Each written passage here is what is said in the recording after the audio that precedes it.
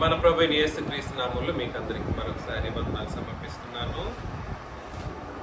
మనం ఆత్మ సంబంధమైన సంగతులు అనే సబ్జెక్ట్ విషయాన్ని గత కొన్ని వారాలుగా పరిశీలన చేస్తూ వస్తూ ఉన్నాం.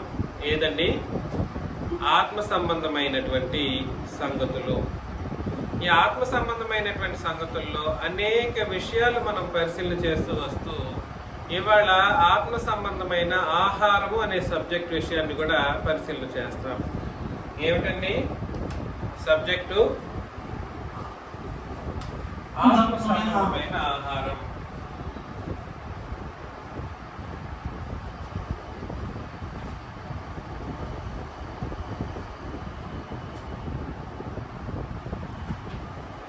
ఆత్మ సంబంధమైన ఆహారము అనే సబ్జెక్ట్ లో వట్టి ఆత్మ సంబంధమైన ఆహారం అనే విషయాన్ని నేను మాట్లాడబోయేది లేదు. అయితే మన యొక్క ఊహ, మన యొక్క తలంపు, ఆలోచన విధానాలు ఎలా ఉండాలి అనే విషయం కోసం భౌతిక సంబంధమైన విషయాలను కూడా కొన్ని విషయాలు మనం పరిశీలన చేస్తాం. ముందుగానే నేను చెప్పేస్తూ ఉన్నాను. కాబట్టి కొరింథీయులకు రాసిన మొదటి పత్రిక 10వ అధ్యాయంలో మొదటి 11 వచనాలను మనం చదువుతూ ఉన్నప్పుడు, కొరింథీయులకు రాసిన మొదటి పత్రిక లేదా మొదటి కొరింథీ ఏంటండి? మొదటి కొరింథీ 10వ అధ్యాయం మొదటి 11. సహోదరులారా, ఈ సంగతి మీకు తెలియకుండా నాకు ఇష్టం లేదు. అదేదనగా మన పితరులందరూ మేఘము క్రింద నుండిరి, వారందరూ సముద్రములో నడిచిపోయిరి. మన పితరులు అనగా అక్కడ ఇశ్రాయేలీల్లో పితరులు అనబడిన వాళ్ళు పేర్లు, హెబ్రీ పత్రికలో రాయబడిన వాళ్ళ పేర్లు మీరు చదువుకోవచ్చు, లేదా మీ ఇంటికి వెళ్ళిన తర్వాత ఆరాధన అయిపోయిన తర్వాత మీరు పాత నిబంధన మొత్తం చదువుకోవచ్చు. ఆ పితరులు ఎవరో తెలుసుకోవాలంటే నేను ప్రత్యేకించి చెప్పను. మన పితరులందరూ మేఘము క్రింద నుండి వారందరూ సముద్రములో నడిచిపోయిరి. వాళ్ళందరూ ఎక్కడున్నారంటే మేఘము క్రింద ఉండిరి, వారందరూ సముద్రములో నడిచిపోయిరి. మేఘము క్రింద ఉండటం, సముద్రములో నడిచిపోవడం అనేది సామాన్యమైన విషయం అంటారా? సముద్రం లోపల నడుచుకుంటూ వెళ్ళడం అనేది సామాన్యమైనటువంటి విషయం కాదు. అయితే వాళ్ళు దేవుని ప్రజలుగా ఉండడానికి ఇష్టపడ్డారు కాబట్టి వాళ్ళని దేవుడు అలా నడిపారు. అందరూ మోషేను బట్టి మేఘములోను సముద్రములోను బాప్తిస్మం పొందిరి. నేను మీకు తెలియజేశాను. బాప్తిస్మం అనే ఒక పదాన్ని పట్టుకొనేసి చాలా మంది క్రొత్త నిబంధన అంటూ ఉంటారు. అందుకే మత్తయి, మార్కు, లూకా, యోహాను సువార్తల్లో బాప్తిస్మం అనే పదం ఉపయోగించబడినప్పుడు ఈ పదం పాత నిబంధనలో లేదు కదా, కాబట్టి మలాకి వరకు పాత నిబంధన అన్నట్లుగా బాప్తిస్మం అనే ఒక పదాన్ని బట్టి ఉపయోగించడం జరిగింది. కానీ బాప్తిస్మం అనే పదం ఏ భాషకు సంబంధించింది? గ్రీకు భాషకు సంబంధించింది. అందుకని మత్తయి, మార్కు, లూకా, యోహాను సువార్తల నుండి చదువుతూ ఉన్నప్పుడు నేను మీకు చాలా సందర్భాలు వివరించాను. ఎంతమంది గుర్తుందో లేదో, అది తర్జుమా గ్రీకు భాషలో చేయబడినప్పటికీ అందులో ఎక్కువగా ఉపయోగించబడిన 3000 పదజాలాలు అరామిక్ భాషకు సంబంధించింది. అది యేసుప్రభు ఉపయోగించినటువంటి భాష. తర్జుమా మాత్రమే, లేదనంటే కాలాన్ని బట్టి బ్యాక్ డేటెడ్ విషయం కాబట్టి దాదాపు 40 సంవత్సరాలు, మన యేసుప్రభు మరణించి 40 సంవత్సరాల తర్వాత 40వ సంవత్సరంలో ఈ ఒక్కొక్కటి జరిగిన సంగతులను అపోస్తలులు లేదా మత్తయి, మార్కు, లూకా, యోహానులు రాయడం అనేది జరిగింది. కాబట్టి ఏ భాషలో రాస్తుంటారు? గ్రీకు భాషలోనే రాస్తుంటారు. అందుకని అప్పటికి బ్యాప్టిజం అనే పదం లేదా బ్యాప్టిజో అనేటువంటి గ్రీకు పదం కూడా అప్పటి నుంచే ఇంట్రడ్యూస్ చేయబడింది. కాబట్టి ఆ పదాన్ని ఉపయోగించడం జరిగింది అన్నమాట. సో భాషను బట్టి కూడా సరే, గ్రంథ విభజన చేయడానికి మనకు అన్ని రకాల లేఖన భాగాలతో పాటుగా భాషను బట్టి సైతం మనం మాట్లాడడానికి దేవుని లేఖనాలు మనకు సత్తాన్ని ఇచ్చాడు, జ్ఞానాన్ని ఇచ్చాడు, తెలివినిచ్చాడు. కాబట్టి పాత నిబంధనలో బాప్తిస్మం అనే పదం లేదా అని అంటే లేదని చెప్పడానికి లేదు. బాప్తిసం అనేది అన్ని కాలాల్లోనూ జరిగాయి. పితరుల యుగంలో జరిగింది, ధర్మశాస్త్ర యుగంలో ఏ ఒక్కరూ దేవుని పిల్లలుగా ఉండాలనుకున్నోళ్ళు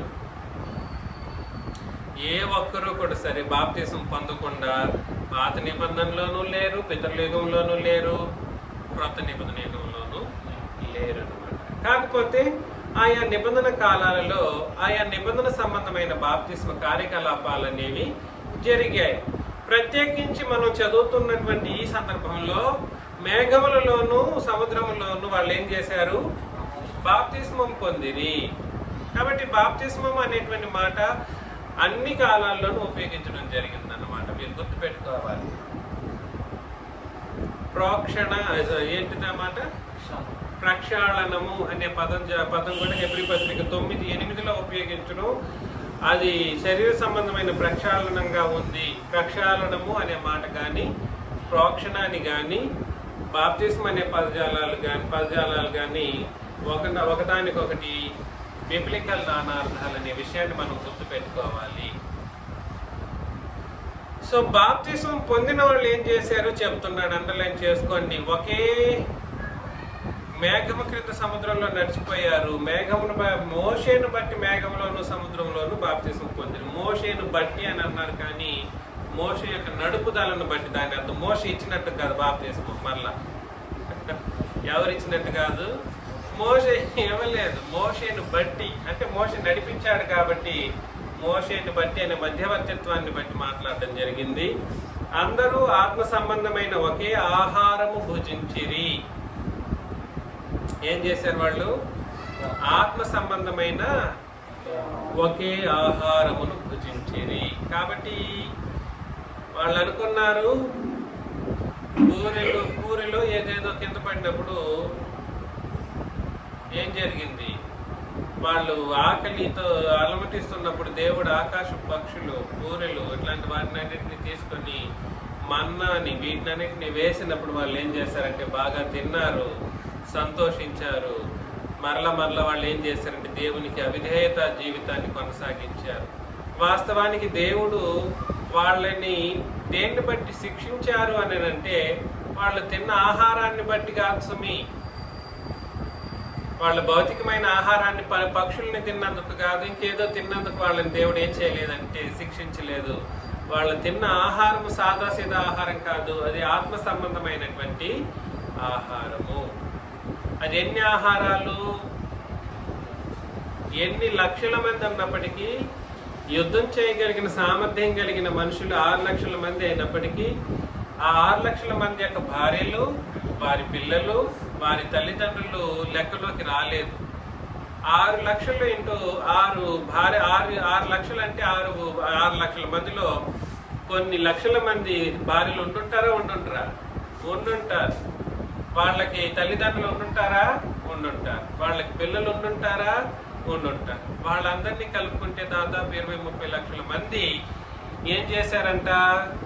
ఒకే ఆత్మ సంబంధమైన ఆహారమును భుజించిరి. ఒకే ఆత్మ సంబంధమైన ఆహారం. ఇది మనం మర్చిపోకూడదు. అందరూ ఆత్మ సంబంధమైన ఒకే పానీయమును పానం చేసిరి. ఏలయనగా తమ్మును వెంబడించిన ఆత్మ సంబంధమైన బండలోనిది త్రాగిరి. తమ్మును వెంబడించిన ఆత్మ సంబంధమైన బండ. ఇప్పుడు ఆత్మ సంబంధమైన బండ ఏమిటి? సంఘం. ఆత్మ సంబంధమైన బండ సంఘము. పాత నిబంధన కాలంలో కూడా సరే సంఘం అనేది ఉంది. అది ఆ కాలపు సంఘం. అది పదాలు మ్యాచ్ అయినంత మాత్రాన అన్ని ఒకటి కాదు.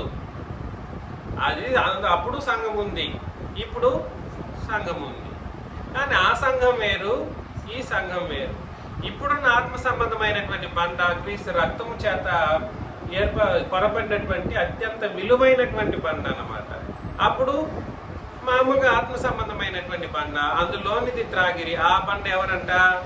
క్రీస్తే అని అన్నాడు. కాబట్టి వాళ్ళని వెంబడించింది ఎవరు? వాళ్ళని వెంబడించింది ఎవరనంటే యేసు ప్రభువారు. యేసు ప్రభువారని ప్రత్యేకించి ఇక్కడ చెప్పడం మనం గమనిస్తున్నాం. వాస్తవానికి చెప్పాలంటే యేసు ప్రభు యొక్క ప్రమేయం లేకుండా పితరుల యుగంలో కార్యాలు జరగలేదు, ధర్మశాస్త్ర యుగంలోనూ కార్యం జరగలేదు. దీన్ని ఏమని అర్థం చేసుకోవాలి? అంటే పితరుల యుగంలో కూడా సరే తండ్రి, కుమారుడు, పరిశుద్ధాత్ముడు తమదైన శైలిలో పనిచేశారు, కానీ ప్రత్యక్షపరచబడింది మాత్రం కాలానుగుణంగా ప్రత్యక్షపరచబడ్డారు. ఏమన్నా అర్థమవుందని నేను చెప్పింది? ఇశ్రాయేలీలకు తెలుసా యేసు ప్రభు వెంబడించారా అని? వాళ్ళకి తెలియదు. మోషేకి తెలుసా? మోషేకి కూడా తెలియదు. ఆ బండను చూసి మాట్లాడమంటే కొడతాడన్నమాట. కొట్టినప్పుడు ఎవరిని కొట్టాడని దాని అర్థం? యేసు ప్రభువుని కొట్టాడు. అర్థమవుతుంది. ఎందుకు అంటే అక్కడ చాలా మంది దేన్ని చెప్తుంటారంటే దేవుని ఆజ్ఞను మీరాడు అన్నట్లు. కాదు, కొట్టింది ఎవరిని? బండను, వెంబడించినటువంటి బండను కొట్టాడు. అదే అక్కడ జరిగిన తప్పు. అర్థమవుతుందా? దాన్ని బట్టి ఏం చేశాడు అంటే తను స్వతంత్రించుకోవాల్సినటువంటి ఆ పాలు తేనెలు ప్రవహించేటువంటి కనాను దేశంలోకి ప్రవేశించలేకపోయాడు. అక్కడ ఆజ్ఞ కాదు. ఆజ్ఞ ఏమిటో దేవుడు చెప్పినటువంటి అప్పుడు చెప్పిన మాటలు ఏమిటో అర్థం చేసుకోవాలి. నేను చెప్పేది మీకు అర్థమవుతుంది. ఆజ్ఞలనంటే రాతరూపకంగా దేవుడు ఇస్తాడు వాళ్ళకు పాటించమని. అది అందులో భాగం కాదు. ఏది? నువ్వు మాట్లాడు అని అన్నప్పుడు కొట్టడం, అది ఆజ్ఞ అని అనుకుంటున్నారు. అది ఆజ్ఞ కాదు. ఆజ్ఞ అయితే అందరూ పాటించాలి. ఏమన్నా నేను చెప్పింది మీకు అర్థమవుతుందా? ఆజ్ఞ అయితే ఎవరు పాటించాలి? అందరూ పాటించాలి. ఒక మనిషితోనే చెప్పాడు, అందరిని వదిలిపెట్టేశాడు అన్నప్పుడు ఒక మనిషికి అది ఏమవుతుంది? మాట అవుతుంది. కాబట్టి చెప్పిన మాటను అతను ఏం చేయలేదనంటే, మోషే అనే వ్యక్తి చెప్పిన మాటను గైకొనలేదు. కొట్టింది ఎవరిని? క్రీస్తుని. అది అక్కడ ప్రాబ్లం. ఈ విషయం ఎప్పటికైనా మీకు అర్థంలోకి వచ్చింది. ఎంతవరకు చాలా మంది వక్రీకరించి మాట్లాడుతుంటారు.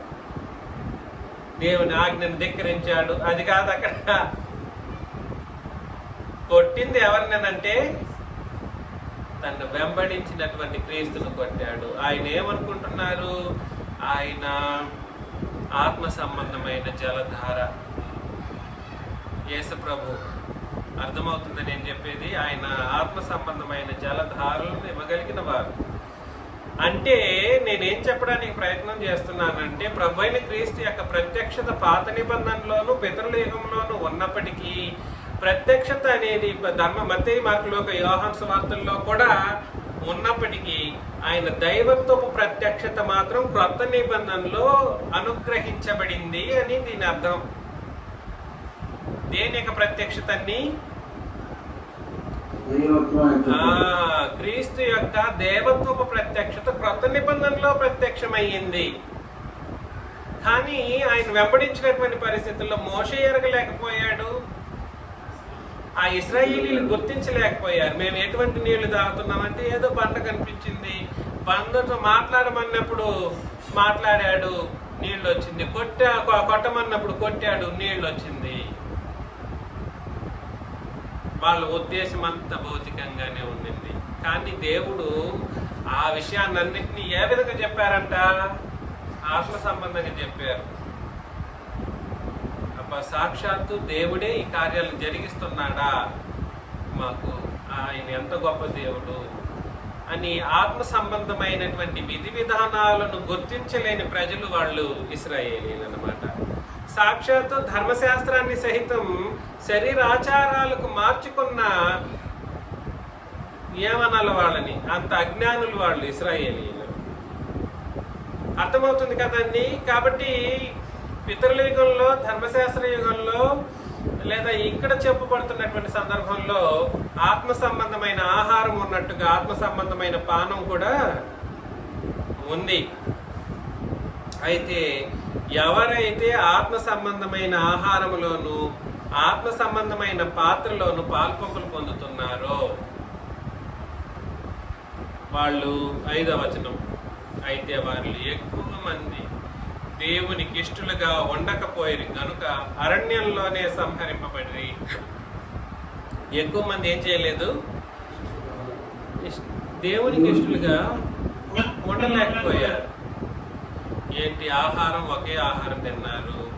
ఆత్మ సంబంధమైన ఒకే ఆహారం తిన్నారు, ఆత్మ సంబంధమైన ఒకే పానీయాన్ని పానం చేశారు.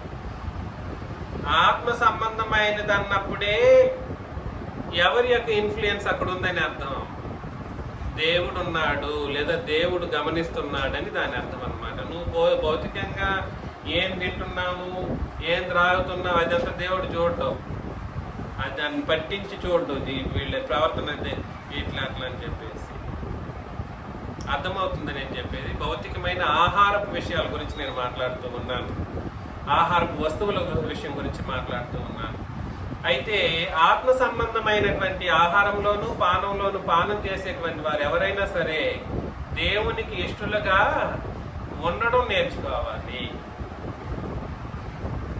వారు ఆశించిన ప్రకారం మనము చెడ్డ వాటిని ఆశించకుండాట్లు ఈ సంగతులు మనకు దృష్టాంతములుగా ఉన్నవి. వారు ఏం ఆశించారు? చెడ్డ వాటిని వాళ్ళు ఏం చేశారు? ఆశించారు. ఆత్మ సంబంధమైన ఆహారం తినటం, ఆత్మ సంబంధమైన పానీయాన్ని పానం చేయటం ఎంత గొప్ప విషయమో అంతే గొప్పగా జీవితం కూడా ఉండాలి. అర్థమవుతుందా?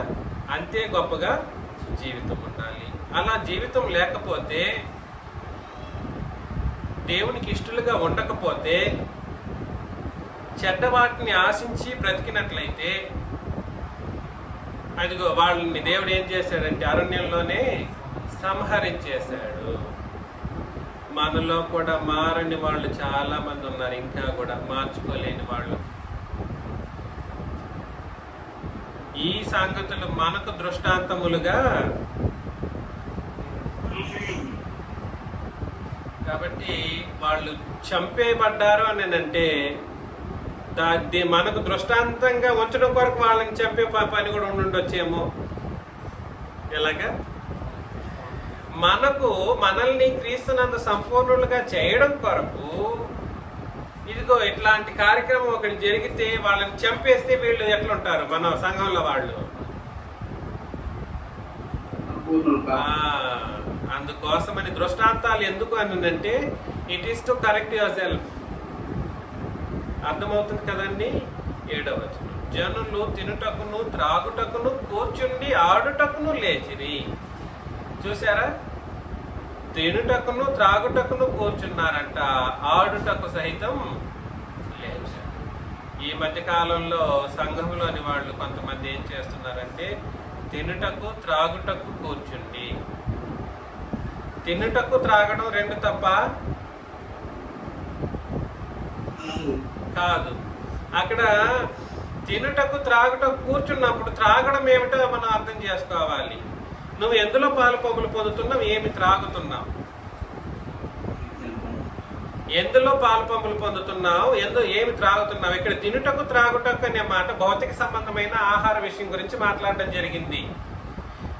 ఆత్మ సంబంధమైన ఒకే ఆహారములో, ఆత్మ సంబంధమైన ఒకే పానీయములో పానం చేసేవారు చెయ్యకూడని విషయాల గురించి మాట్లాడుతూ వస్తూ ఉన్నప్పుడు, ఒకటి దేవునికి ఇష్టలుగా ఉండకపోయారంట, 2 చెడ్డవాటిని ఆశించారంట, 3 తినుటకును త్రాగుటకును కూర్చుండి ఆడుటకు లేచిరి.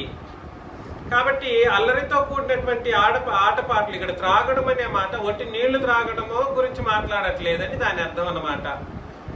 ఎవరైనా కూడా సరే ఆడటం అనేటువంటిది చేయకూడదు. ఇవాళ మనకు ప్రత్యక్షంగా ఆత్మ సంబంధమైన ఒకే ఆహారం ఒకే పానీయం మనకు కూడా ఉంది. ఏమిటది?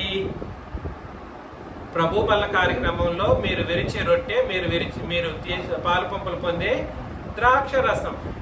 ప్రభు బల్ల కార్యక్రమంలో రొట్టె ఏమో క్రీస్తు శరీరానికి సాదృశ్యమైనది, ద్రాక్ష రసమేమో ఆయన రక్తానికి సాదృశ్యమైనది. అందులో పాలు పంపులు పొందేవాళ్ళు నిష్ఠతో నియమంతో భూమి మీద బ్రతకాల్సినటువంటి బాధ్యతలు ఉన్నాయి. తినుటకు త్రాగుటకు కూర్చుండి ఆడుటకు లేచిరి అని అన్నాడు అనమాట. ఆడుటకు తిని త్రాగితే ఆడటం లేస్తారా అంటే అర్థం ఏమిటంటే గ్యాప్లో ఇంకొకటి ఉంది. అదేమిటి? అప్పుడు లేదేమో, అప్పుడు కూడా ఉండింది, ఇప్పుడు కూడా ఉంది. ఏమిటి అది? ఏమన్నా గెస్ట్ చేయగలరా?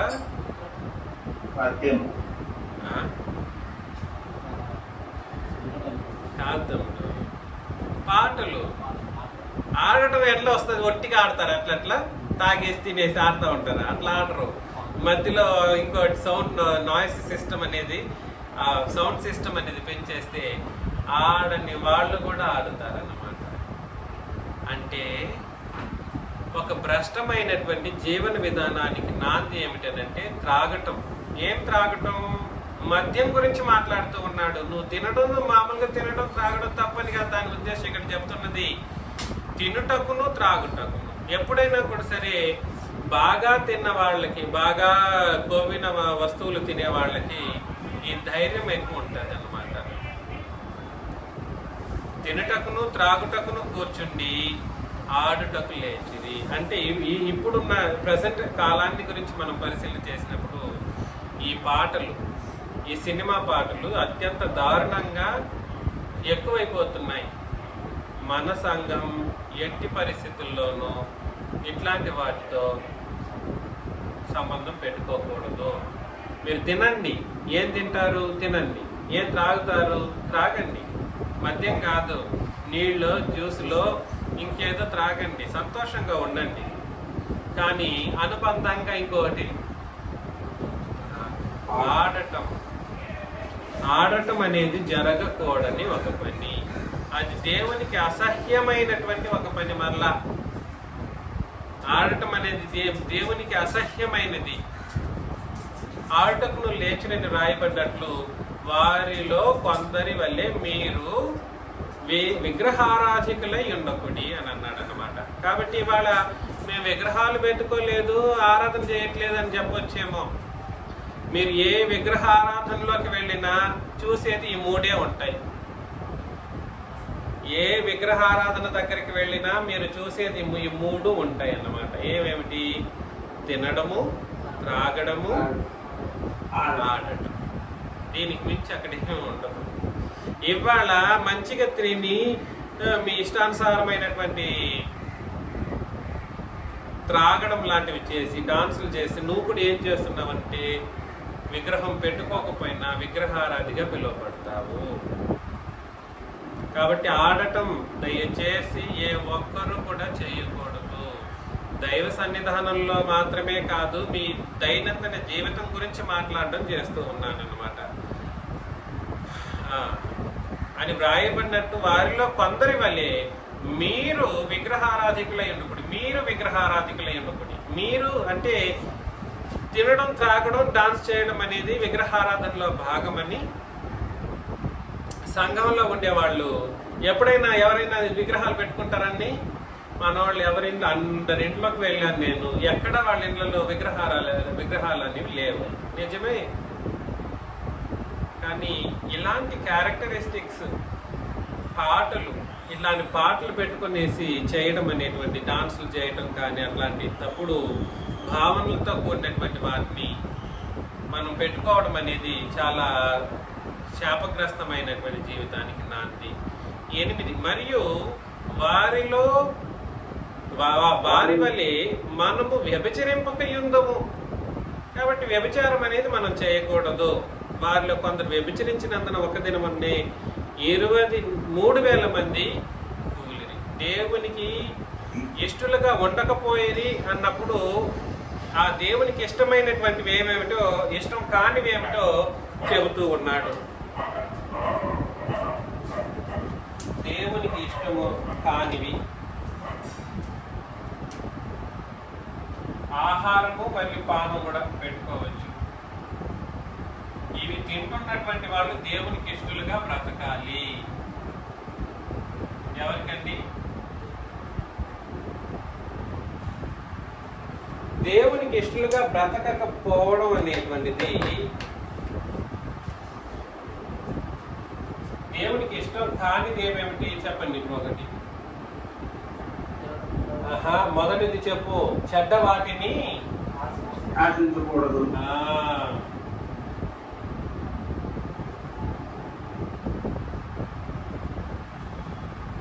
2 తిరిగి అదే చెప్తారు.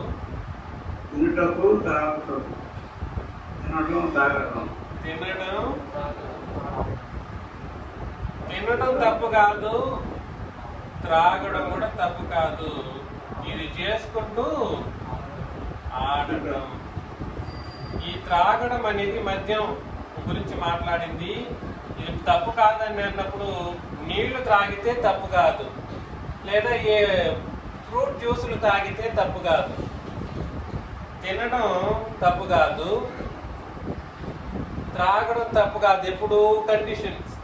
ఫ్రూట్ జ్యూసులు, నీళ్ళు, ఇంకేదైనా అంబలియో లేదా ఇట్లాంటివి కొన్ని ఇవి ఉంటాయి కదా, గ్లూకాన్ నీళ్ళు ఇట్లాంటివి త్రాగేవి, అవి తాగండి. అవేమి ఎవరికి పోతారు. త్రాగకూడదు ఏమిటి? మద్యం అన్నమాట. దీన్ని బట్టి అక్కడ చెప్పడం జరిగింది అనమాట. తిని త్రాగి ఆడటం. ఇక్కడేంది ఎక్స్ట్రాది? పాటలు. ఆడటం ఎప్పుడు వస్తుంది? మ్యూజిక్స్ ఉన్నప్పుడు, మ్యూజిక్ ఉన్నప్పుడే, ఆ పాటలన్నీ ఉన్న సాంగ్స్ ఉన్నప్పుడు ఆడటానికి ఆటోమేటిక్ ఎవరైనా లేస్తారు. కాబట్టి ఈరోజు ఎందుకు నేను ఇలా చెబుతున్నానంటే, అదేవిధంగా ఇంకోటి చెప్తున్నాడు. ఏంటిది? మూడవది ఏమిటి? వీళ్ళని ఏమంటారంటే విగ్రహారాధికులు అంటారండి. వీళ్ళ ఇళ్లలో విగ్రహాలు ఉండవు. ఉండకపోయినా ఇలాంటి ఒక ప్యాటర్న్ ఎవరి దగ్గర అయితే ఉంటే వాళ్ళు విగ్రహారాధన చేస్తున్నారని అర్థం అన్నమాట. తర్వాత వ్యభిచరించటం.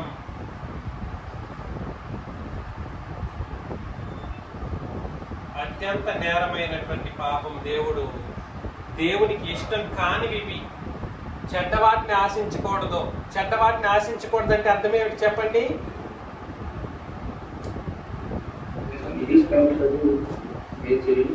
ఏంటండి?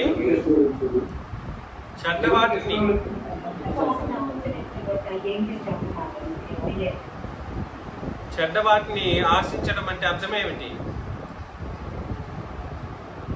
ఎవరైనా ఒక చెడ్డ పని చేస్తూ ఉంటాడు. ఆ చెడ్డ పని చేయడం ద్వారా చాలా డబ్బులు వచ్చాయి. అయ్యో, నేను కూడా ఆ పని చేస్తుంటే నాకు కూడా ఇంత డబ్బులు వచ్చి ఉంటాయేమో అని ఆశించి మనకు వాళ్ళు చెడ్డవాటిని చేసే వాళ్ళకి ఆ తెలివి, టెక్నిక్ అన్నీ తెలుసు. మనకు తెలుసా? అవి తెలియదు. ఊరికే పోయి తగులుకుంటాం అన్నమాట.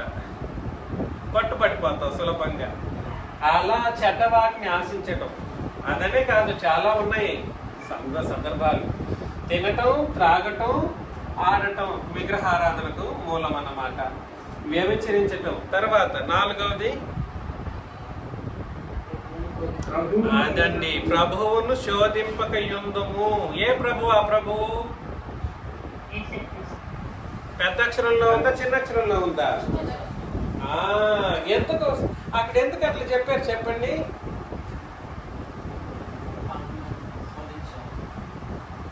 ప్రభువును శోధించడం.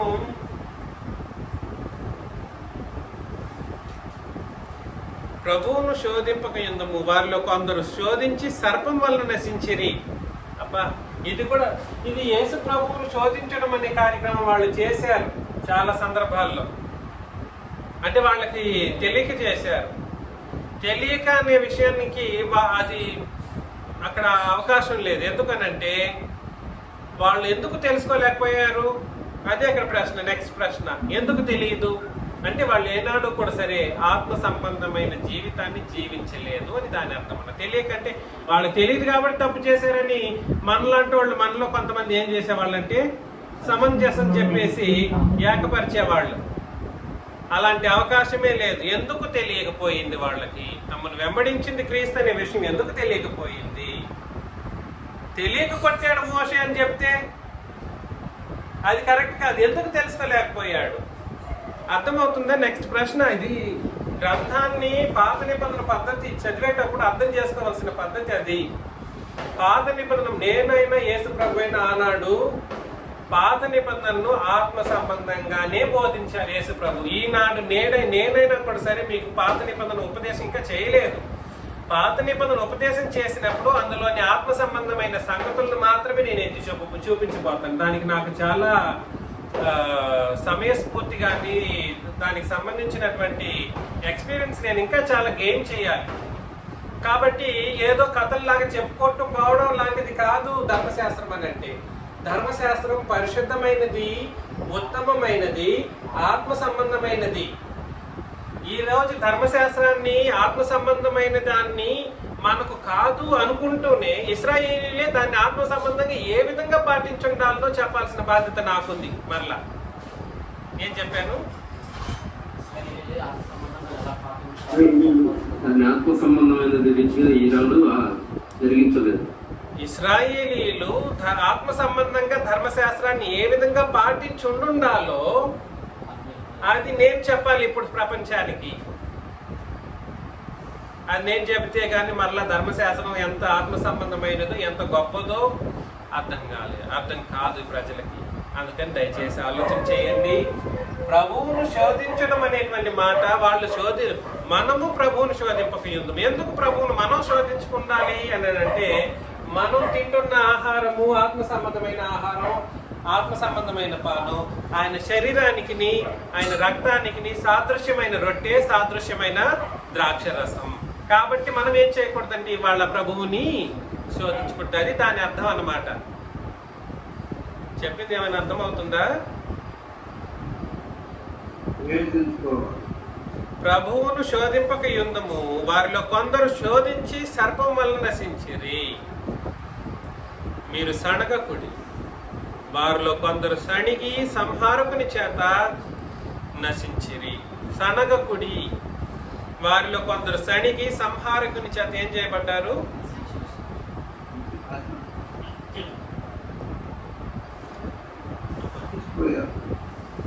నశించిపోయారు. క్షమించండి, నేను ఇక్కడ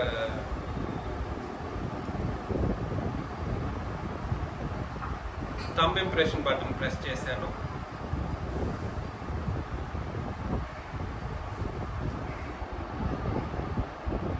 సరే, కాబట్టి సనగకుడి అంటే అర్థం ఏమిటండి? సనగడం అంటే ఏమిటి అర్థం? తినుకుంటానే ఏముందిలే, ఇక్కడ తింటా ఉంటావు, అట్లా పోతానే ఉంటుంది. ఏం పెట్టాడు, ఏదో పెట్టాడు. అర్థమవుతుంది. వాళ్ళకి సంతృప్తి అనేదే ఉండదండి. సడిగే వాళ్ళ దగ్గర దేనికైనా వాళ్ళు ఏం చేస్తారు? ఒక కామెంటు చేసి తీరుతారనమాట. అది దేవునికి నిజంగా ఆయనకి ఇష్టం లేని ఒక సంగతి అన్నమాట. ప్రేమతో వాళ్ళు పెట్టుంటారు ఏదో వాళ్ళ దగ్గర ఉన్నది. ఏమి సంఘం కోసం అంత మాత్రం ఖర్చు పెట్టలేరా?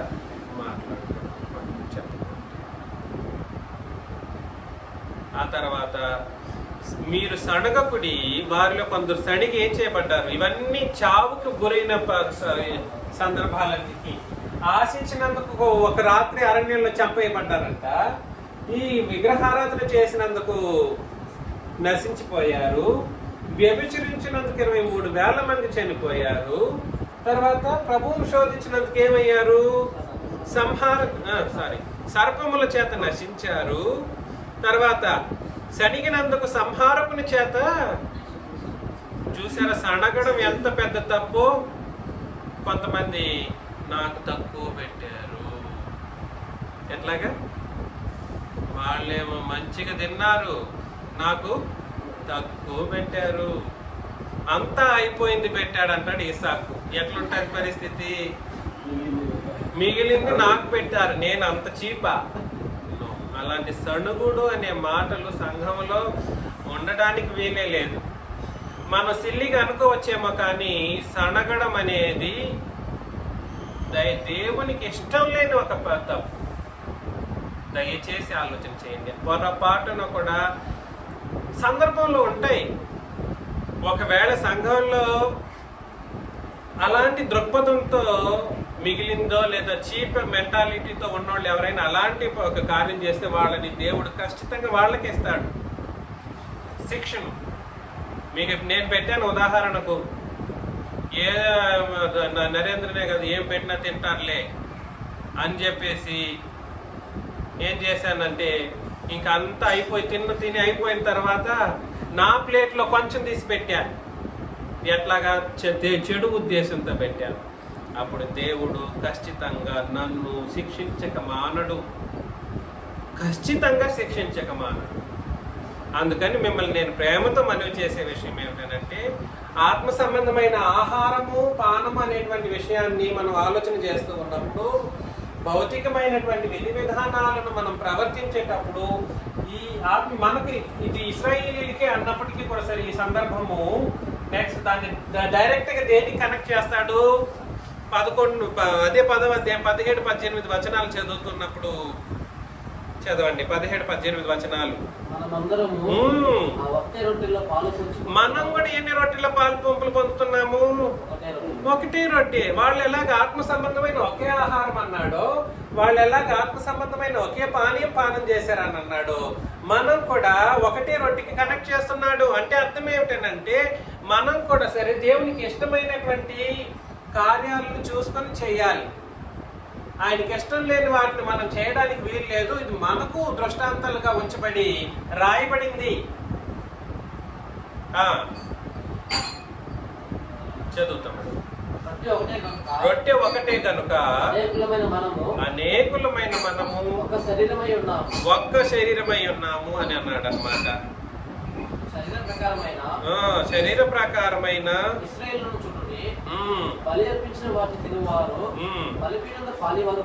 చూసారా? బలి అర్పించిన వాటిని తిన్నవారు దేంతో పాలివారు అవుతారు? బలిపీఠంతో పాలివారు అవుతారు. తర్వాత ఇక్కడ నేను చెప్పినదేమి, విగ్రహార్పితములో ఏమైనా ఉన్నది అయినను విగ్రహంలో ఏమైనా ఉన్నదని చెప్పదనా? లేదు గాని అనిజనులు బలు దేవునికి కాదు దయ్యములకి అర్పించుతున్నారని చెప్పుచున్నాను. మీరు దయ్యములతో పాలివారు నాకు ఇష్టం. కాబట్టి మనం కూడా సరే సంఘములో రొట్టెలో పాత్రలో పాల్పంపులు పొందేటువంటి మనం దయ్యాలకు సంబంధించిన వాటికి దూరంగా ఉండాలి. మనకు ఆజ్ఞలు ఇవి. దయ్యాలకు అర్పించినవి ఏవైతే ఉంటాయో వాటికి ఎలా ఉండాలి? దూరంగా ఉండాలి. కాబట్టి నేనేం చెప్పడానికి ప్రయత్నం చేస్తున్నానంటే, మీరు రొట్టెలోనూ క్రీస్తు శరీరానికి సాదృశ్యమైన ఒకే రొట్టె క్రీస్తు రక్తానికి సాదృశ్యమైన ఒకటే పాత్రలో పాలు పంపులు పొందుతున్నామని అంటే ఖచ్చితంగా మార్చుకోవాలన్నమాట. సనగడము ఇది రాయలేదు. సనగడం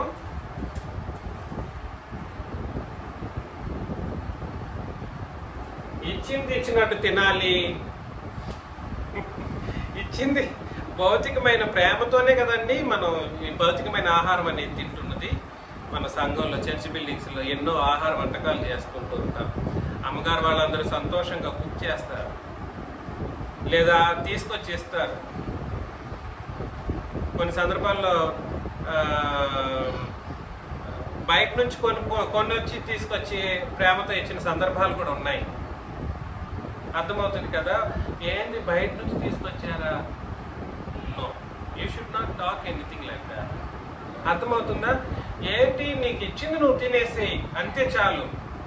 ప్రేమ అనేది ఇక్కడ చాలా అత్యంత ఇంపార్టెంట్ అయిన విషయం అన్నమాట. సనగడం అంటే నువ్వు తీసుకుంటూనే ఏం చేస్తున్నావు అని అంటే నెగటివ్ టాక్ మాట్లాడుతున్నావు. అది నీ జీవితాన్ని అతలాకుతలం చేసేయగలదు. ఇవాళ నిబంధనలో ఉన్నాం కాబట్టి ఒకవేళ మనం మాట్లాడినా క్షమించబడతామేమో అని చెప్పొచ్చేమో, కానీ మన ప్రాణాన్ని తీసేంత ప్రమాదకరమైనటువంటి తప్పిదాలు ఇవన్నీ.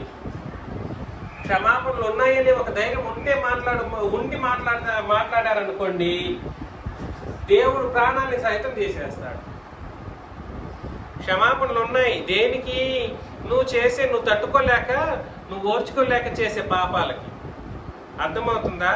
నీ వల్ల నీ బలహీనతను బట్టి చేసిన పాపాలకి క్షమాపణ ఉంటాయి, కానీ ఇందులో ఏవి బలహీనతకు సంబంధించింది కాదు. అన్నిటినీ నువ్వు కంట్రోల్లో పెట్టగలవు. అర్థమవుతుంది? నేను చెప్పి సనకుండా ఉండడం కంట్రోల్లో పెట్టలేమా? ఖచ్చితంగా పెట్టగలం. వ్యభిచరించడం అనేది పెళ్లి చేసుకోవడం ద్వారా కంట్రోల్ అయిపోతుంది. There is no problem at all. లేదా ఆహార వస్తువుని నువ్వు కంట్రోల్లో పెట్టుకున్నావు అనుకో, వ్యభిచారం అనేది కూడా ఆగిపోతుంది. ప్రభువును శోధించడం అనేది కంట్రోల్లో పెట్టలేమా?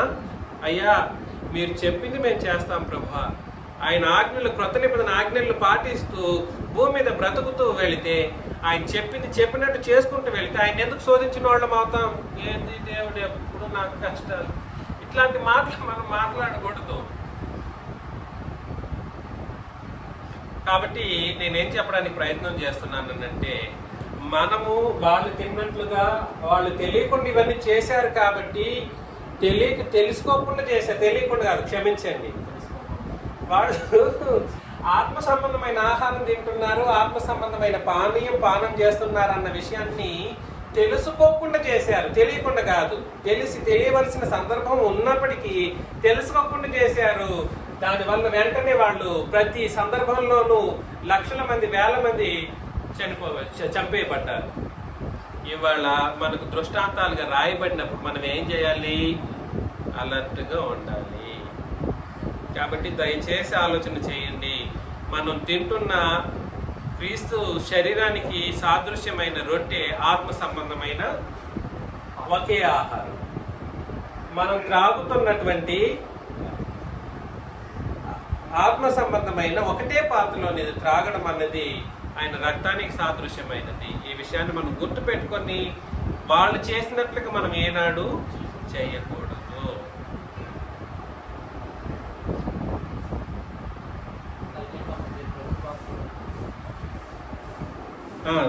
చదువు. ఎన్నో వచనం? 21 అండి. 10:21 మొదటి కొరింథీ.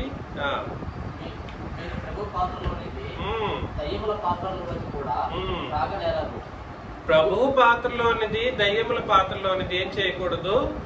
త్రాగకూడదు.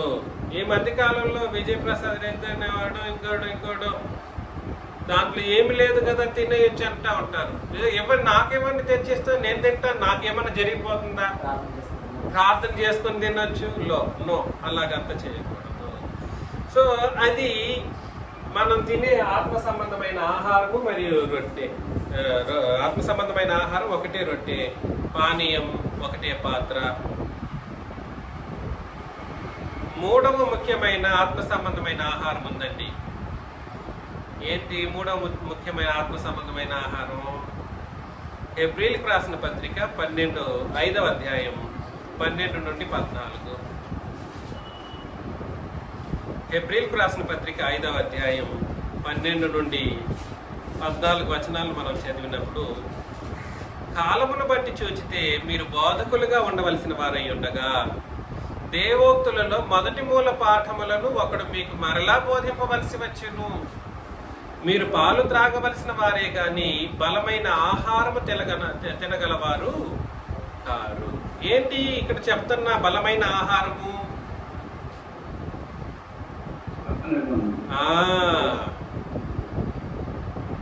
మరియు పాలు త్రాగు ప్రతి వాడును శిశువే కనుక నీతి వాక్య విషయంలో అనుభవం లేని వాడై ఉన్నాడు. నీతి ఏమిటో, నీతి వాక్యం ఏమిటో తెలియదు ఈ రోజున్న ప్రజలకి. ఎప్పుడు గుర్తించిపోతారయ్యా? ఉపదేశం చేసేవాళ్ళు వాక్యం అంటా ఉంటారు. నీతి వాక్యం అంటే ఏ నిబంధన నీతి వాక్యమో తెలియదు. మరలా వయసు వచ్చిన వారు అభ్యాసం చేత మేలు కీడులను వివేచించుటకు సాధకం చేయబడిన జ్ఞానేంద్రియములు కలిగి ఉన్నారు కనుక బలమైన ఆహారం వారికే తగును. కాబట్టి నేనేం చెప్పడానికి ప్రయత్నం చేస్తున్నానంటే, బోధకులుగా ఉండవలసిన వారై ఉండగా దేవోక్తుల్లో మొదటి మూల పాఠములను ఒకడు మీకు మరలా బోధింపవలసి వచ్చిన. మొదటి మూల పాఠములు ఏమిటి? మొదటి మూల పాఠములు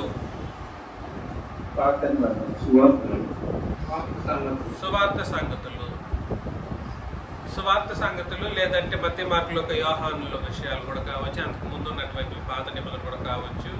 ఇవన్నీ మరలా బోధించకూడదు.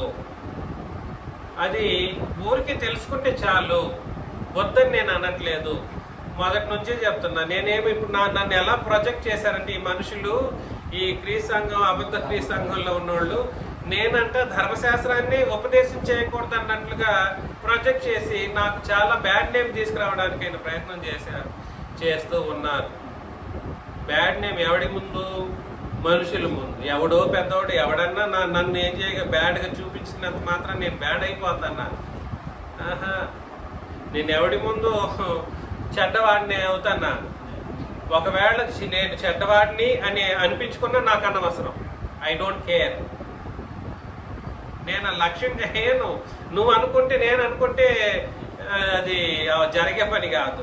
నీవు అనుకోవడం ద్వారా నాకేమి? కాబట్టి దయచేసి ఆలోచన చేయండి. నేను ఈనాడు చెప్పట్లేదు, ఏనాడు చెప్పలేదు. ధర్మశాస్త్రం అనేది, పాత నిబంధన అనేది మరలా అవసరం లేదు. ఏదో ఎంతవరకు తెలుసుకోవాలో, ఎందులో కొన్ని విషయాలు అర్థం చేసుకోవాలో, ఎలా అర్థం చేసుకోవాలో తెలుసుకుంటే చాలు. అదేం పాటించడానికి కాదు. దేనికి కాదండి?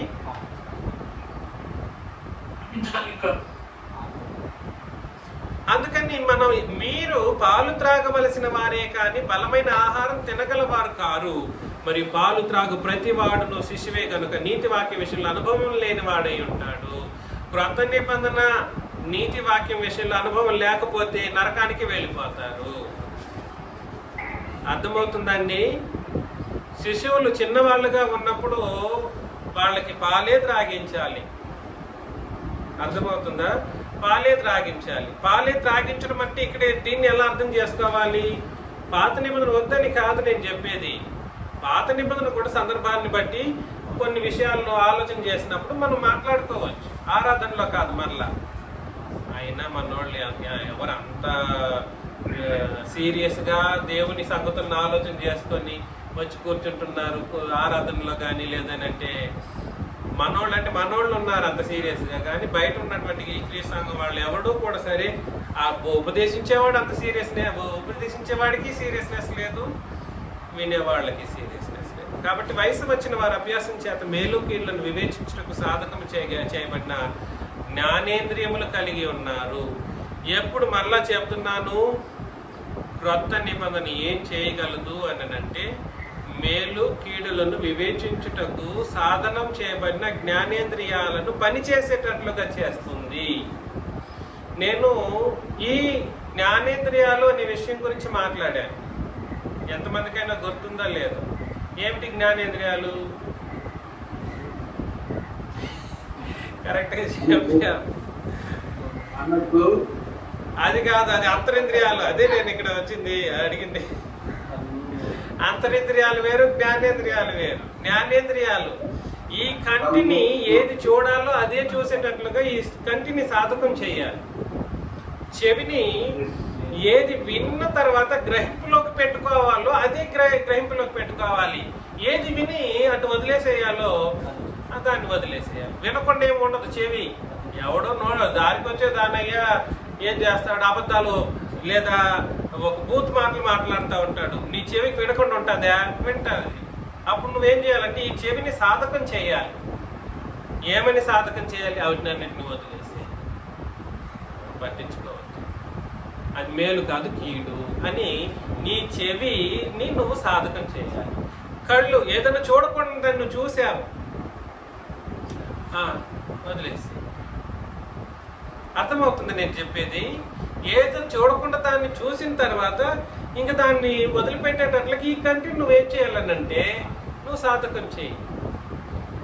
టంగ్ స్లిప్ అయ్యింది అని అంటారు చాలామంది. ఎస్, అందరికీ వస్తుంది ఫ్లోలో. మనమేమి ఆకాశం నుండి దిగి వచ్చిన దేవతలు కాదు, దేవదూతలు కాదు. వచ్చేస్తుంది అప్పుడప్పుడు. ఈ నోటిని నువ్వేం చేయాలి? ఆ సాధకం చేయి, అదుపులో పెట్టుకో. క్షమాపణ అడుగు అవసరమైతే. అబ్బా, నేను సోదరి ఈ తప్పు చేసేసాను, కాబట్టి మీరు నన్ను ఏం చేయాలి? క్షమించండి. అలా సాధకం చేయడం. నోటికి మాత్రం క్షమాపణ అడగాలండి. చెవికి ఎవరికి క్షమాపణ చెప్పాల్సిన అవసరం లేదు. నీ ముక్కుకు వాసన చూసే విషయంలో క్షమాపణ ఎవరికి చెప్పాల్సిన అవసరం లేదు. తర్వాత నీ కళ్ళ విషయంలో కూడా నువ్వు చూడకూడదు. దాన్ని ఒకవేళ చూసేసావు, వాళ్ళు ఏదైనా ఫీల్ అయిపోయారు అనుకోని క్షమాపణ అడగడంలో తప్పు లేదు. ఈ క్షమాపణ అడిగే బుద్ధే లేదు కొంతమందిలో మనలో. నేను ఈ మధ్యకి చెప్తున్నాను చూడండి, మరలా చెప్తున్నాను.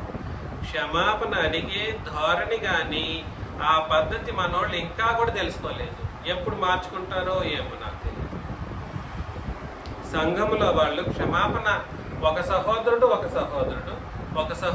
మరో సహోదరితో, లేదా సహోదరితో, లేదా సహోదరునితో క్షమించమని అడగడం అనే ఒక పద్ధతి ఇంకనూ నేర్చుకోలేకపోతున్నారు. వీళ్ళు క్షమించకపోతే వాళ్ళ పాపాలను దేవుడు క్షమించుంటాడంటారా?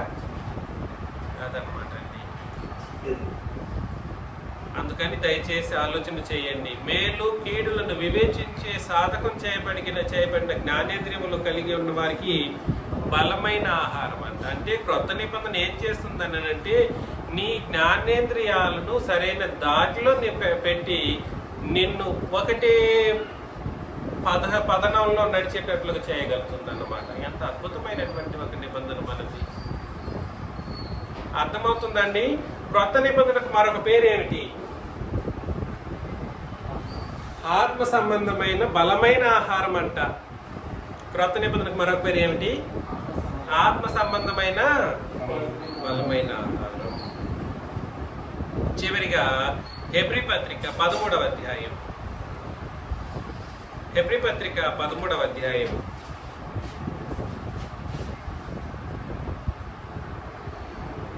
8 నుండి 13 వచనాలు మనం చదివినప్పుడు 8 నుండి 13 వచనం చదివినప్పుడు నేను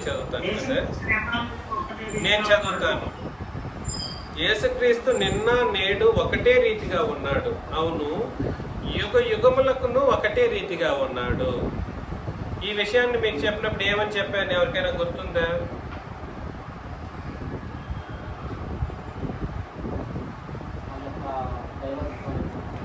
ఎస్, ఆ మాట, ఈ వచనం అనేది యేసు ప్రభు యొక్క దేవత్వాన్ని స్థిరపరిచే మాట. నిన్న నేడు ఒకటే రీతిగా ఉన్నాడు. అవును, యుగ యుగములకును ఒకటే రీతిగా ఉన్నాడు. ఇది దేవత్వానికి సంబంధించింది. ఆయన మానవత్వానికి సంబంధించింది అయితే కాదు. ఆయన శరీరం క్షీణించి ఆయన శరీరం కుళ్ళిపోలేదు, కానీ శరీరం అనేది చంపబడింది. అర్థమవుతుంది నేను చెప్పేది? దాన్ని బట్టి అదేవిధంగా ఆయన పరలోకం నుండి భూమి మీదకి శరీరధారిగా వచ్చారు. అప్పుడు ఆయన ఒకటే రీతిగా ఉన్నాడంటే కుదురుతుందా? కుదరదు. అర్థమవుతుందా? ఆయన మానవత్వాన్ని బట్టి ఆలోచన చేయకూడనిది, ఆయన దేవత్వాన్ని బట్టి ఆలోచన చేయవలసింది. అవును, యుగ యుగములకును ఒకటే రీతిగా ఉండును. నానా విధములైన అన్య బోధల చేత త్రిప్పబడకుడి. ఈ మధ్యకాలంలో వేరే వేరే వాళ్ళ బోధలు కూడా వింటున్నారు. అవసరమైతే ఆ బోధను ఎందుకోసం వింటున్నామంటే మేము చెక్ చేయడం కోసం వింటున్నాం. అవసరం లేదు.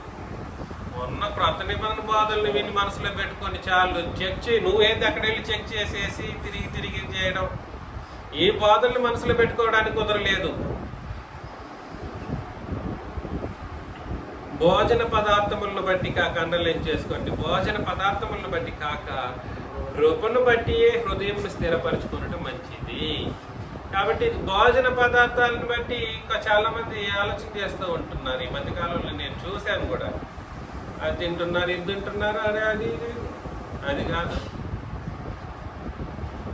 భోజన పదార్థములను బట్టి వద్దు, టాక్స్ వద్దు, పక్కన పెట్టేసేయండి. కృపను బట్టి హృదయమును స్థిరపరచుకొనుట మంచిది. భోజనములను బట్టి ప్రవర్తించిన వారికి ఏ ప్రయోజనము కలుగలేదనంటే పాత నిబంధన సందర్భం గురించి మాట్లాడుతున్నాడు. అర్థమవుతుందా? లేదా క్రొత్త నిబంధనలో కూడా సరే, భోజనములను బట్టి బ్రతికిన వాళ్ళకి ఎవరికి ఏ ప్రయోజనం కలగదు అని దాని అర్థం. ఏ నిబంధనలోనైనా భౌతికమైన భోజనాన్ని బట్టి మాకు అది పెట్టలేదు, ఇది పెట్టలేదు, ఇది తినం అధ్యయనము, అట్లా భోజనాలను బట్టి ఫీల్ అవ్వకూడదు. దయచేసి దాన్ని పక్కన పెట్టేసేయండి. భోజన పదార్థాలను బట్టి కాక ప్రవర్తించిన వారికి ఏ ప్రయోజనము కలుగదు. మనకొక బలిపీఠం ఉన్నది, దాని సంబంధమైన వాటిని తినుటకు గుడారంలో సేవ చేయ వారికి అధికారం లేదు. మనకొక బలిపీఠం ఉన్నదంట. మనకు అనే వాళ్ళు ఇక్కడ ఎవరు? సంఘం వాళ్ళకి ఒక బలిపీఠం ఉంది. ఈ బలిపీఠం మీద ఉన్నదాన్ని సంబంధమైన వాటిని తినుటకు గుడారముల సేవ చేయ వారికి అధికారము లేదు. ఈ గుడారం ఏమిటి? పాత నిబంధన గుడారం. అందులో సేవ చేసే వాళ్ళు ఎవరు? లేవీయులు. అర్థమవుతుందా? లేవీయులు లేవీయ యాజకత్వాన్ని బట్టి ఇప్పుడున్న క్రొత్త నిబంధన రొట్టె మరియు ప్రభు బల్ల కార్యక్రమంలో పాలుపంపులు పొందటానికి వాళ్ళకి అధికారము లేదు. దేన్ని బట్టి? లేవీయ యాజకత్వాన్ని బట్టి. వాళ్ళు ఏం చేయాలి మరి? క్రొత్త నిబంధన బాప్తీసం తీసుకోవాలి. ఏమని అర్థమవుతుందా? అదే అక్కడ చెప్తుంది, మనకు ఒక బలిపీఠం ఉన్నది, ఈ బలిపీఠ సంబంధమైన వాటిని తినుటకు గుడారములో సేవ చేయ వారికి అధికారం లేదు.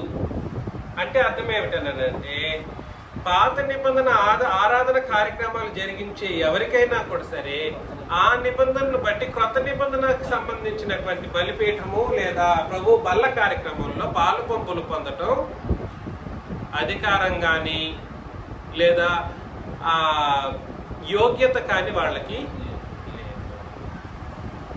అర్థమైందా? శేష గారి మొహంలో క్వశ్చన్ మార్క్ కనబడుతుంది నాకు.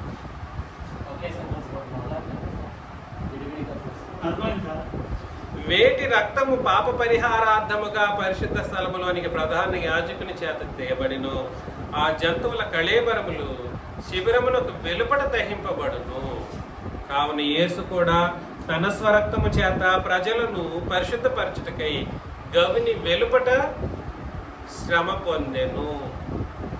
కాబట్టి యేసు ప్రభు మరణం ఎక్కడ జరిగింది? గుడారంలో ఉన్న పాత నిబంధన గుడారంలోనా, లేదా సొలొమోను కట్టిన మంటపంలో జరిగిందా, లేదా ఆయనకు సొలొమోను కట్టినటువంటి దేవాలయంలో జరిగిందా? జరగలేదు. ఆయన మరణం కూడా సరే సర్వలోక పాప క్షమాపణ కొరకు జరగాల్సిన అవసరం ఉంది. కాబట్టి ధర్మశాస్త్రాన్ని బట్టి కాకుండా బయటని ధర్మశాస్త్ర సంబంధమైన ఏ కార్యకలాపాలతో ముడిపెట్టబడకుండా గవిని వెలుపట జరిగిందన్నమాట. కాబట్టి మనం ఆయన నిందను భరించు శిబిరము వెలుపలికి ఆయన యొద్దకు వెళ్ళిపోతాం. ఏ శిబిరం ఇది? ఇశ్రాయేలు ఆరాధన పద్ధతులకు సంబంధించిన శిబిరం అన్నమాట, లేదా గుడారం అని చెప్పొచ్చు. అర్థమవుతుందా? యేసు ప్రభు శిబిరం వెలుపల్ని సిలువ వేయబడ్డారు, లేదా గవిని వెలుపల సిలువ వేయబడ్డారు.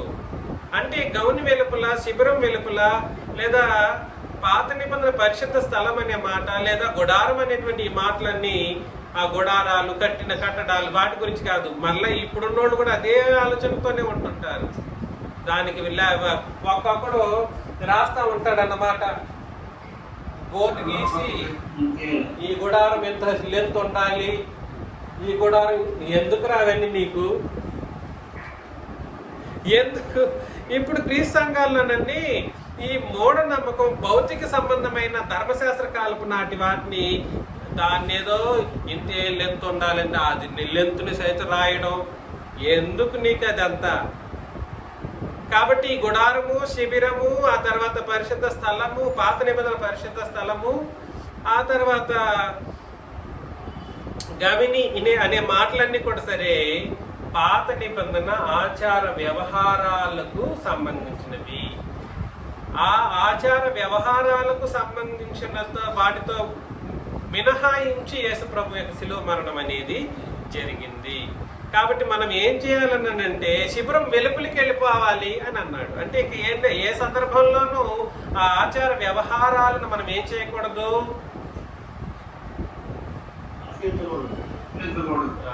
పాటించడానికి లేదు. శిబిరం వెలుపలికి ఆయన ఇప్పుడు శిబిరం వెలుపల అనే మాట దేనికి సంబంధించింది అంటే ఇండైరెక్ట్ గా పరలోకానికి సంబంధించింది. శిబిరం వెలుపల అనే మాట దేనికి సంబంధించింది? శిబిరం అయితే పాత నిబంధన, శిబిరం అయితే పాత నిబంధన. శిబిరం వెలుపలంటే సంఘం అనుకోవద్దు. మరలా ఆయన ఎక్కడున్నాడు? శిబిరం వెలుపల పరలోకంలో ఉన్నాడు. మనం అందరం ఏం చేయాలంటే శిబిరం వెలుపలికి వెళ్ళిపోయేది అంటే పాత నిబంధన విడిచిపెట్టకపోతే మీకు ఏమి లేదని దాని అర్థం, పరలోక ప్రవేశమే లేదు అని దాని అర్థం అనమాట. ఆ అధ్యాయం చదివినప్పుడు ఆ విషయాన్ని మీకు తెలియజేశాను. అయినప్పటికీ కూడా సరే భోజన పదార్థములను బట్టి ప్రవర్తించే వాళ్ళకి ఏమి ప్రయోజనం లేదు అని అంటే ప్రభుని యేసుక్రీస్తు దగ్గరికి వెళ్ళే ప్రయోజనం కోల్పోతారు.